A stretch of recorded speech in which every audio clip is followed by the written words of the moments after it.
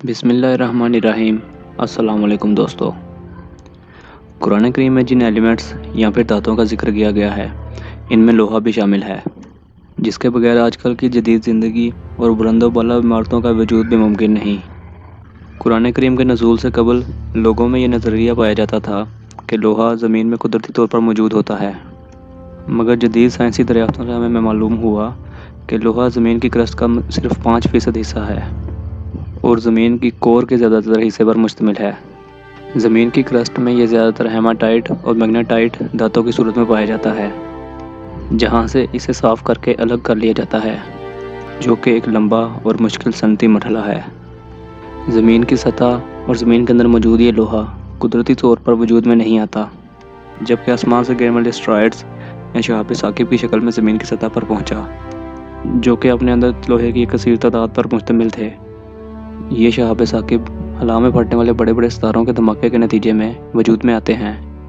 ان بڑے بڑے ستاروں کو ریڈ جائنٹ بھی کہا جاتا ہے، جو کہ ہمارے سورج سے بھی اربوں خربوں گنا بڑے ہوتے ہیں۔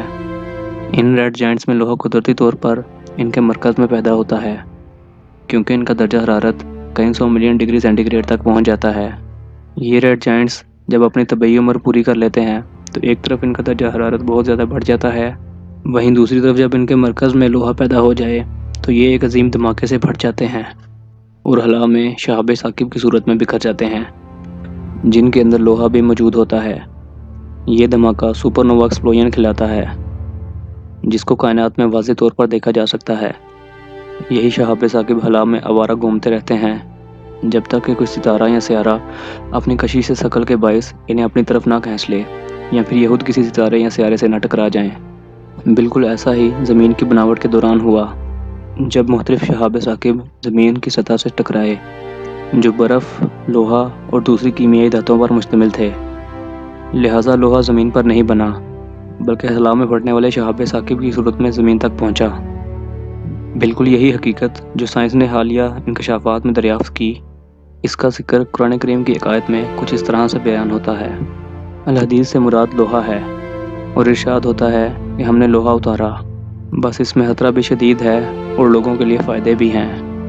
اس آیت مبارکہ میں واضح طور پر بیان ہے کہ اللہ پاک نے لوہے کو آسمان سے زمین پر اتارا، جس میں لوگوں کے لیے اسلحہ اور جنگوں کی صورت میں خطرہ بھی موجود ہے اور عمارتوں اور جدید ترقی کی صورت میں فائدہ بھی۔